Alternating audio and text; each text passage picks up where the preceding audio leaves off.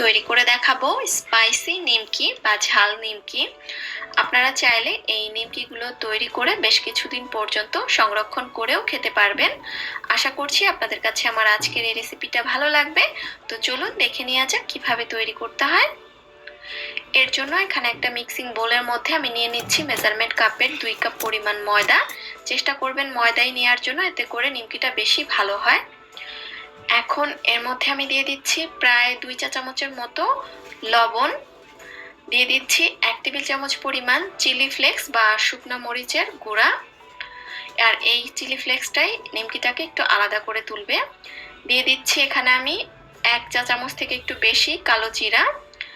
আর দিয়ে দিচ্ছি এখানে আমি কিছুটা চিনি দিলে নিমকির টেস্ট কিন্তু অনেক বেড়ে যায়, তো চেষ্টা করবেন চিনিটা ব্যবহার করার জন্য নিমকির মধ্যে। এবার সবকিছু একত্রে খুব ভালোভাবে মিশিয়ে নিচ্ছি।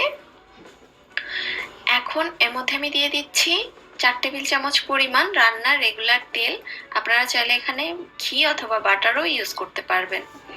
এখন সবকিছু একত্রে আবারও ভালোভাবে মিশিয়ে নিতে হবে এবং তেলটা ময়দার সাথে মিশিয়ে নেওয়ার পরে দেখবেন এটা এরকম একটা বলের মতো তৈরি করা যাচ্ছে এবং বেশ ঝুরঝুরে ব্রেড ক্রামের মতো একটা মিশ্রণে পরিণত হবে।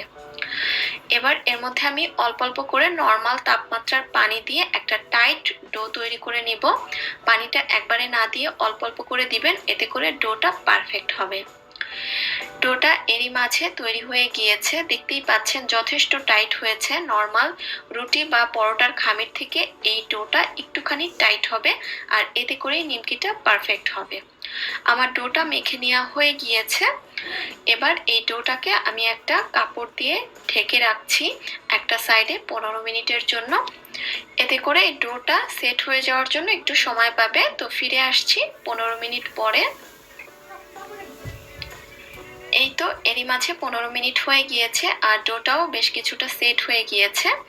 এখন ডোটাকে আবার একটু ভালোভাবে মথে নিতে হবে এবং ডোটা কিন্তু সেট হওয়ার পরেও বেশ টাইট অবস্থায় আছে, দেখতে পাচ্ছেন।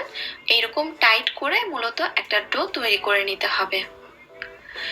এখন এই ডোটা থেকে আমি নিমকি তৈরি করব। এর জন্য প্রথমে আমি ডোটাকে একটু ছোট ছোট টুকরো করে কেটে নিব, যেহেতু একবারে বেলে নেওয়ার জন্য অনেক বড় জায়গার প্রয়োজন। এই জন্য আমি 3টা টুকরো করে নিলাম এবং একটা একটা করে আমি নিমকির জন্য বেলে নিব। বাকি টুকরো দুটোও ঢেকে রেখে দিতে হবে। এবার এই অংশটা আমি বেলে নিব নিমকির জন্য। যেহেতু ডোটা যথেষ্ট টাইট করে তৈরি করা হয়েছে, সেই জন্য এটা বেলে নেওয়ার সময় কিন্তু এক্সট্রা কোনো ময়দা বা তেল কোনো কিছুরই প্রয়োজন হবে না। যদি আপনি ডোটা পারফেক্টভাবে তৈরি করেন, তারপরেও প্রয়োজন মনে করলে আপনি ব্যবহার করতে পারেন।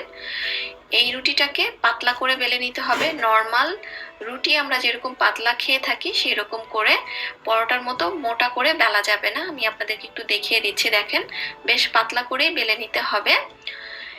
এখন এটাকে আমি একটা পিৎজা কাটারের সাহায্যে কেটে নিচ্ছি, তবে আপনারা আপনাদের সুবিধা মতো যে কোনো কিছু দিয়ে কেটে নিতে পারেন। নিমকিও কিন্তু বিভিন্ন শেপের হয়ে থাকে। নর্মালি ছোট ছোট ডায়মন্ড কাট শেপের যে নিমকিগুলো হয়ে থাকে আমি সেভাবে কেটে নিচ্ছি। আপনারা চাইলে আপনাদের পছন্দ মতো সাইজটা ছোট বড় করতে পারবেন। এই তো এরই মাঝে সবগুলো কেটে নেওয়া হয়ে গিয়েছে। এবার খুব সহজে এভাবেই কিন্তু তুলে নিতে পারবেন। যেহেতু ডোটাকে টাইট করে তৈরি করা হয়েছে, এটা কিন্তু একটা আরেকটার সাথে লেগে যাওয়ারও ভয় থাকবে না এবং খুব ইজিলিও তুলে নিতে পারবেন। মেন হচ্ছে ডোটা শক্ত করে তৈরি করতে হবে। ডোটা যদি পারফেক্ট হয়, নিমকি এমনিতেই আপনি পারফেক্টলি তৈরি করতে পারবেন।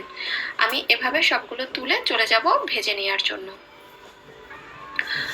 চুলায় একটা হাঁড়িতে বেশ কিছুটা তেল গরম করতে দিয়েছি। তেলটা ভালোভাবে গরম হয়ে যাওয়ার পরে এর মধ্যে আমি নিমকিগুলো ছেড়ে দিচ্ছি। তেলটাকে ভালোভাবে গরম করে নিমকিগুলো ছাড়তে হবে এবং তেলের উপরে দেখবেন নিমকিটা ছাড়ার পরে ভেসে উঠবে। যখন তেলের উপরে নিমকিগুলো ভেসে উঠবে, ওই পর্যায়ে চুলার আঁচটা মাঝারি থেকে একটু কম করে এভাবে অনবরত নেড়ে চেড়ে লালচে রং আসা পর্যন্ত ভেজে নিতে হবে। আর এভাবে ভাজলেই কিন্তু নিমকিগুলো একদম পারফেক্টলি ক্রিস্পি হবে এবং এটাকে আপনারা অনেকদিন পর্যন্ত স্টোর করে খেতে পারবেন। যখন এরকম সুন্দর লালচে টাইপ কালার চলে আসবে, ওই পর্যায়ে এগুলোকে তেল থেকে তুলে নিতে হবে। তেল থেকে তুলে নেওয়ার পরে একটা টিস্যুর উপরে এভাবে নিমকিগুলোকে রাখতে হবে এবং বাকি নিমকিগুলোও কিন্তু আমি একইভাবে ভেজে নিব। এই তো এরই মাঝে আমার তৈরি হয়ে গেল স্পাইসি নিমকি বা ঝাল নিমকি। আপনারা চাইলে এই নিমকিগুলো বেশ অনেকদিন পর্যন্ত একটা এয়ারটাইট কন্টেনারে ভরে সংরক্ষণ করে খেতে পারবেন। আশা করছি আপনাদের কাছে আমার আজকের এই নিমকি রেসিপিটা ভালো লেগেছে।